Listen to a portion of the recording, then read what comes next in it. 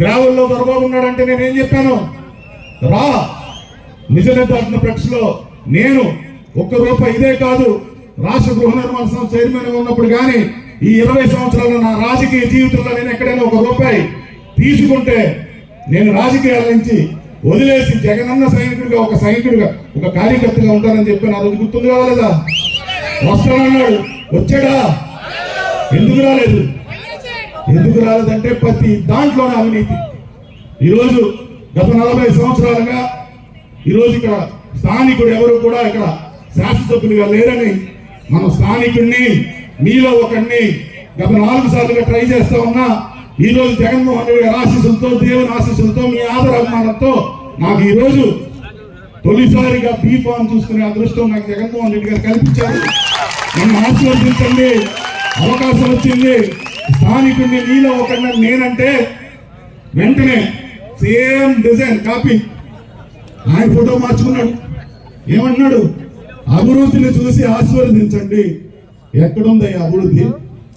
గత 5 సంవత్సరాలుగా గడప గడప 3 సంవత్సరాలుగా గడప గడప మన ప్రభుత్వం అనే కార్యక్రమంలో తిరుగుతున్నప్పుడు ఆయన సొంత దత్తత గ్రామమైన జే తిమ్మాపురంలో ఇప్పుడు కూడా మౌలిక వసతులు లేక వాటర్ లేకుండా ఉన్న పరిస్థితి. అభివృద్ధి ఎక్కడుంది? అవినీతి. ఎక్కడైనా సరే అవినీతి. ఈరోజు రాజప్పకి చెప్తా ఉన్నా, బీఫామ్ నేను అభ్యర్థి, నాకు పోటీ ఏంటి అన్నాడు. ఈరోజు చెప్తా ఉన్నా, ఆ రోజు ఎక్కడ ఏలూరులో పడిపోయిన దగ్గర నుంచి దేవుని రోజు కూడా ప్రార్థన చేస్తా ఉన్నా. రాజప్ప గారికి ఏమి అవ్వకూడదు, వచ్చే ఎన్నికల్లో టీడీపీ అభ్యర్థిగా తప్పకుండా పోటీ చేయాలని ప్రతి రోజు కూడా దేవుడు నాకు సీట్ రావాలి, రాజప్ప గారికి సీట్ రావాలని ప్రార్థన చేస్తా ఉన్నా. ఎందుకు? అటువంటి వ్యక్తి మీద పోటీ చేసి ఏ వ్యక్తి అయినా సరే ఈ పెద్దాపురం నియోజకవర్గంలో మనం భారీ మెజార్టీతో గెలుస్తున్న నమ్మకం నాకుంది. ఎందుకంటే ఇంతమంది వేల మంది ఈరోజు నాయకులు, కార్యకర్తలు గత 7 సంవత్సరాల నుంచి నా వెనకాల ఉన్నారు. ఈరోజు జగన్మోహన్ రెడ్డి గారు వెనకాల ఉన్నారు. ఆ ధైర్యంతో ఏ వ్యక్తి అయినా సరే ఇక్కడ నిలబడినా సరే వైఎస్ఆర్సీపీ జెండా ఎగరేస్తున్న నమ్మకం నాకుంది. కానీ గెలిస్తే రాజప్ప మీద గెలవాలని ప్రతిరోజు కూడా దేవుని ప్రార్థన చేసుకున్నాను. దేవుడు ఆ 2 ప్రాంతాలు కూడా ఉన్నాడు. ఆ 2 ప్రాంతాలు ఉన్నాడు. నాకు వైఎస్ఆర్సీపీ అభ్యర్థిగా నాకు అవకాశం ఇచ్చాడు, ఆయనకు కూడా తెలుగుదేశం అభ్యర్థిగా ఇచ్చాడు. ఈరోజు రాజప్ప గారిని మరలా ఇంకొకసారి అడుగుతా ఉన్నా, ముందు నువ్వు పారిపోయిన దానికి నువ్వు రెడీయా? ఈరోజు శరంశెట్టి సునీల్ గారు అవ్వచ్చు, నేను అవ్వచ్చు, ఎక్కడైనా సరే సొంత ఖర్చులతో ఇప్పటి వరకు రాజకీయం చేశాను తప్ప నీకు ఇలా గ్రావల్ మింగి ఇవన్నీ కూడా చేయలేదు రాజప్ప అని ఈరోజు చెప్తా ఉన్నా. ఇంకొక ప్రశ్న అన్నాడు, అటుపక్కన ఉన్నవాడు ఆర్థికంగా బలవంతుడు, నేను ఆర్థికంగా ఏమీ లేదు, నేను ఎలక్షన్ చేయలేకపోవచ్చేమో అని చెప్తా ఉన్నాడు. బాబు, కష్టపడి అమెరికా వెళ్ళి ప్రతి రూపాయి కూడా నీతిమంతుగా సంపాదించుకున్నటువంటి కుటుంబం మాది. నువ్వు కట్టుబాట్లతో వచ్చినప్పుడు, నువ్వు అమలాపురం నుంచి వచ్చినప్పుడు నీ పరిస్థితి ఏంటో నాకు తెలుసు. ఈ రోజు నీ అల్లుడు అవ్వచ్చు, నీ కొడుకు అవ్వచ్చు, బెంగళూరులో చేస్తున్నటువంటి పెద్ద పెద్ద ప్రాజెక్టులన్నీ కూడా నాకు తెలుసు. రా తెలుస్తా. ఎందుకంటే ఎదురు చూస్తా ఉన్నా. మొన్నే కన్ఫర్మ్ అయింది. పాపం దేవుడి గుడి తిరుగుతా ఉన్నాడు, పూజలు చేయించుకుంటా ఉన్నాడు, వస్తున్నాడు. తప్పకుండా పెద్దాపురం నడిలో నిలబెట్టి అడుగుతానని ఈ రోజు కూడా తెలియజేస్తుంటా ఉన్నా. ఇప్పటికైనా సరే రాజప్ప గారికి ధైర్యాన్ని సవాల్. రా, నువ్వు నేను పరీక్ష చేసుకుందాం. కావస్తే నేనే మొదటి పరీక్ష చేస్తా.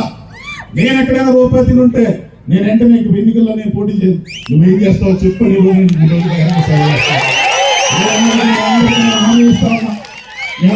హామీ ఇస్తా ఉన్నా. సునీల్ గారు మిమ్మల్ని అందరూ కూడా పరీక్ష చేయవలసిన అవసరం లేదు. సునీల్ గారు కూడా ఒక విషయం చెప్పాలి.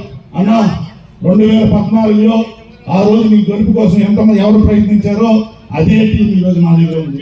ఎందుకంటే ఈ రోజు కానీ ఆ రోజు వాళ్ళకి పదవులు లేవు, కానీ ఈ రోజు ఎంపీపీలో వచ్చు, జెడ్పీటీసీలో వచ్చు, ఎంపీటీసీలో వచ్చు, పార్టీ జెండా మోసిన వాడికే ఈ రోజు నేను ఇచ్చానని ఈ రోజు గర్వంగా చెప్తాను. ఎందుకంటే నా దగ్గరికి వచ్చారు చాలా మంది, ₹1,00,000 ఇస్తాం, 50 లక్షలు ఇస్తాం జెడ్పీటీసీలని. నాకు తెలుసు ఆ పదవి పొందాలంటే ఎంత కష్టమో నాకు తెలుసు. ఒక సామాన్యుడికి పదవి రావాలంటే ఎంతో కష్టం నాకు తెలుసు. ఆ రోజు ఈ రోజు కూడా చెప్తా ఉన్నా, మా రాజకీయ గురువు ఎప్పుడు కూడా నేను జక్కంపూడి రామ్మోహన్ రావు గారిని చెప్తా ఉంటాను. ఎందుకంటే ఒక కార్యకర్త కష్ట విషయం తెలిసిన వాడు సామాన్యులందరినీ కూడా ఈ రోజు మన జగన్మోహన్ రెడ్డి గారి క్యాబినెట్ లో వేణు వెళ్ళవచ్చు, వీళ్ళందరూ కూడా ఎవరు నాటిన విత్తనాలు? జక్కంపూడి రామ్మోహన్ రావు గారు నాటిన విత్తనాలని ఈ రోజు గర్వంగా చెప్తా ఉన్నాను. ఈరోజు జక్కంపూడి రామ్మోహన్ రావు గారి శిష్యుడు అవ్వచ్చు, అంచుడు అవ్వచ్చు, ఏకలవ్య శిష్యుడు అవ్వచ్చు, ఈరోజు గర్వంగా చెప్తా ఉన్నా, 2024లో పెద్దాపురం శాసనసభ్యులుగా శ్రీ దౌలూరు దొరబాబు, అలాగే కాకినాడ పార్లమెంట్ సభ్యులుగా జగన్మోహన్ సునీల్ గారిని పక్క రాసుకోమని ఈరోజు చెప్తా ఉన్నా. ఈరోజు ఎందుకంటే దానికి కారణం మన జగన్మోహన్ రెడ్డి గారు చేసినటువంటి సంక్షేమ పథకాలు. కులం చూడకుండా, మతం చూడకుండా, ప్రాంతం చూడకుండా, రాజకీయం చూడకుండా ఆయన చేసినటువంటి సంక్షేమ పథకాలు. అలాగే నేను సునీల్ గారి గురించి ఇందాక కూడా ఇప్పుడు ఒక విషయం చెప్తా. 3 సార్లు నుంచి ప్రయత్నాలు చేస్తా ఉన్నాడు, కొద్దిగా స్వల్ప తేడాలో ఓడిపోతా ఉన్నాడు. అలాగే ఈ విషయంలో నేను చెప్పుకోవాలి గర్వంగా, అన్న నీకంటే 5 సంవత్సరాలు సీనియర్ నేను.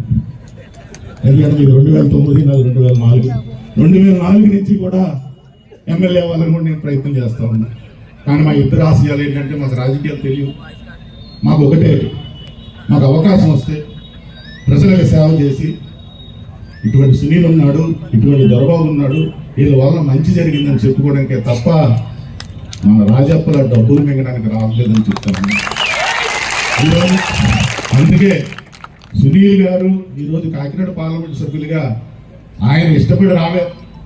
జగన్ గారు ఇటువంటి వ్యక్తి ఉండాలని చెప్పి జగన్ గారు పిలిచి, నువ్వు వస్తే 7 నియోజకవర్గాల్లో కూడా ప్రజలు మన క్యాండిడేట్ని బలం చేకూరుతుంది, ఇలాంటి మంచి వ్యక్తి రావాలని ఇవాళ సునీల్ గారు ఈరోజు కాకినాడ పార్లమెంట్ సభ్యులుగా పోటీ చేస్తున్నారని మీ అందరూ కూడా నేను చేస్తున్నాను.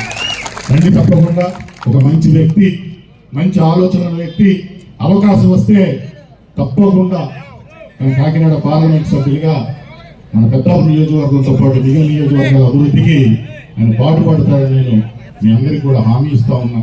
అలాగే ఈరోజు